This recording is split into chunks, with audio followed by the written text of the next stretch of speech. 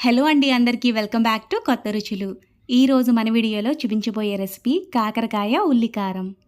అస్సలు చేదు లేకుండా కాకరకాయ ఉల్లికారాన్ని ఇలా ఒకసారి చేసి చూడండి. కాకరకాయ తినని వాళ్ళు కూడా ఇష్టంగా తినేస్తారు, అంత బాగుంటుంది. కాకరకాయలో పెట్టిన స్టఫింగ్ బయటికి రాకుండా, అలాగే ఈ ముక్కని అన్నంలో కలుపుకుంటే మెత్తగా ఇలా కలిసిపోతుంది. అలాగే తిన్న ప్రతి ముద్ద కూడా కమ్మగా చాలా చాలా బాగుంటుంది. కాకరకాయ ఉల్లికారాన్ని ఎలా తయారు చేసుకోవాలి, ఆ ప్రాసెస్ ఏంటో వీడియోలో చూసేయండి. మీరు కూడా వీడియోలో చూపించినట్లుగా కాకరకాయ ఉల్లికారాన్ని ఇలా ఒకసారి ట్రై చేసి మీకు ఎలా వచ్చిందో కామెంట్ చేసేయండి. కాకరకాయ ఉల్లికారం తయారీ కోసం 1/2 కేజీ కాకరకాయలు తీసుకున్నాను. ఇలా తీసుకున్న కాకరకాయలని శుభ్రంగా వాష్ చేసుకుని పొడి బట్టతో తుడుచుకుని పెట్టుకున్నాను. కాకరకాయలు తీసుకునేటప్పుడు ఇలా లేతగా ఉన్న కాకరకాయలు మాత్రమే తీసుకోవాలి. అలాగే పైన గరుకుగా ఉంది కదా, ఆ గరుకునంతా తీయక్కర్లేదండి, అలాగే ఉంచేసుకోవచ్చు, చేదేమీ రాదు. కాకరకాయ ముక్కలన్నిటినీ ఈ వీడియోలో చూపిస్తున్నట్లుగా ఇలా ఈ సైజు ముక్కల్లో కట్ చేసుకోవాలి. ఇలాగే మొత్తం కాకరకాయలన్నిటినీ కట్ చేసుకుని పెట్టుకోవాలి.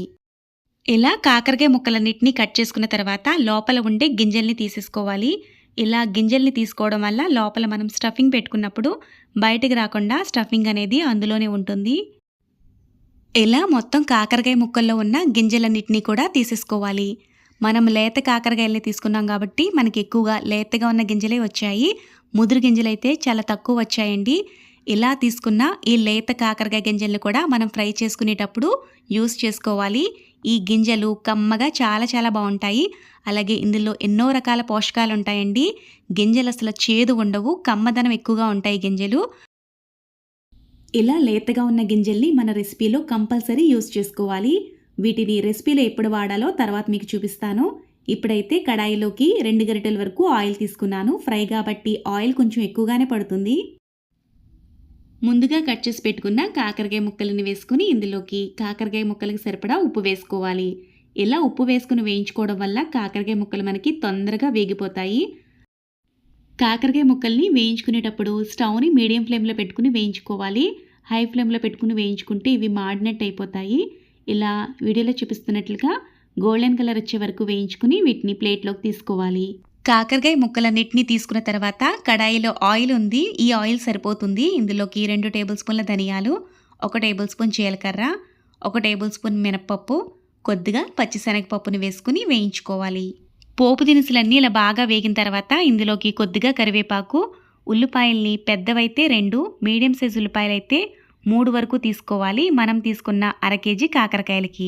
ఉల్లిపాయల్ని ఇలా కొద్దిగా పెద్ద ముక్కలుగా కట్ చేసుకుని వేయించుకున్నా పర్వాలేదు. ఈ ఉల్లిపాయలు డీప్ ఫ్రై ఏం చేసుకోక్కర్లేదండి, కొద్దిగా సాఫ్ట్గా అయితే సరిపోతుంది.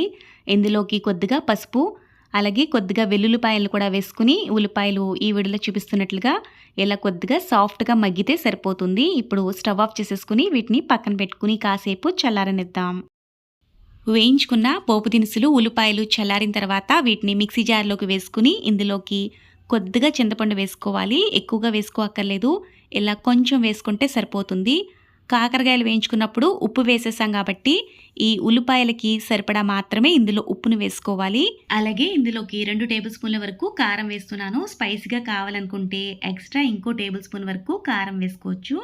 ఇలా వేసుకున్న ఈ మసాలానంతా మెత్తగా మిక్సీ పట్టుకోవాలి. కాకరకాయ ముక్కల్లోకి స్టఫింగ్ అయితే రెడీ అయిపోయింది. ఇప్పుడు కాకరకాయ ముక్కల్ని ఇలా తీసుకుని మధ్యలో ఇలా ఈ మసాలా ముద్దని పెట్టుకోవాలి. ఇలా మొత్తం కాకరకాయ ముక్కలన్నిటికీ మసాలా ముద్దని పెట్టేసుకోవాలి. కాకరకాయ ముక్కల్లోకి ఇలా మసాలా అంతా పెట్టుకున్న తర్వాత కొద్దిగా మసాలా అయితే మిగిలింది.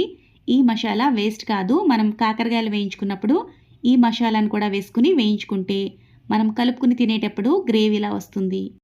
కడాయిలోకి కొద్దిగా ఆయిల్ వేసుకుని ఇందులోకి ముందుగా పక్కన పెట్టుకున్న కాకర విత్తనాలను వేసుకుని వేయించుకోవాలి. మీడియం ఫ్లేమ్లో పెట్టుకుని కలుపుకుంటూ వేయించుకుంటే ఇవి తొందరగానే వేగిపోతాయి. ఇలా కాకరకాయ విత్తనాలను ముందుగా వేయించుకుని వేసుకుంటే మనం ఫ్రై తినేటప్పుడు మధ్య మధ్యలో ఈ విత్తనాలు తగులుతూ కమ్మగా చాలా చాలా బాగుంటాయి ఇవి. ఇలా ఇవన్నీ చక్కగా వేగిపోయాయి కదా, ఇప్పుడు ఇందులోకి ముందుగా రెడీ చేసి పెట్టుకున్న కాకరకాయ ముక్కలను కూడా వేసుకోవాలి. మిగిలిన మసాలా ముద్దని కాకరకాయ ముక్కల్లో వేసేసుకుని ఒకసారి అంతా కలిసేలా బాగా కలుపుకోవాలి. స్టవ్ని మీడియం ఫ్లేమ్లో పెట్టుకుని ఇలా కలుపుకున్న తర్వాత మూత పెట్టేసుకుని మధ్య మధ్యలో మూత తీసుకుంటూ కలుపుకుంటూ ఈ కాకరకాయ ముక్కల్ని వేయించుకోవాలి. ఇలా మరీ ఎక్కువసేపు కూడా వేయించుకోక్కర్లేదండి, 5-6 నిమిషాల పాటు వేయించుకుంటే సరిపోతుంది. ఫైనల్‌గా మన కాకరకాయ ఉల్లికారం అయితే రెడీ అయిపోయింది. కొంతమంది కాకరకాయతో ఏ రెసిపీ చేసుకున్నా కొంచెం బెల్లం వేసుకునే అలవాటు ఉంటుంది. అలాంటి అలవాటు ఉన్న వాళ్ళు ఈ స్టేజ్‌లో కొద్దిగా బెల్లం పొడిని వేసుకొని వేయించుకోవచ్చు. నేనైతే ఇక్కడ బెల్లం పొడి వేయట్లేదు. ఇలా చేసుకున్న కాకరకాయ ఉల్లికారం కమ్మగా చాలా చాలా బావుంటుంది.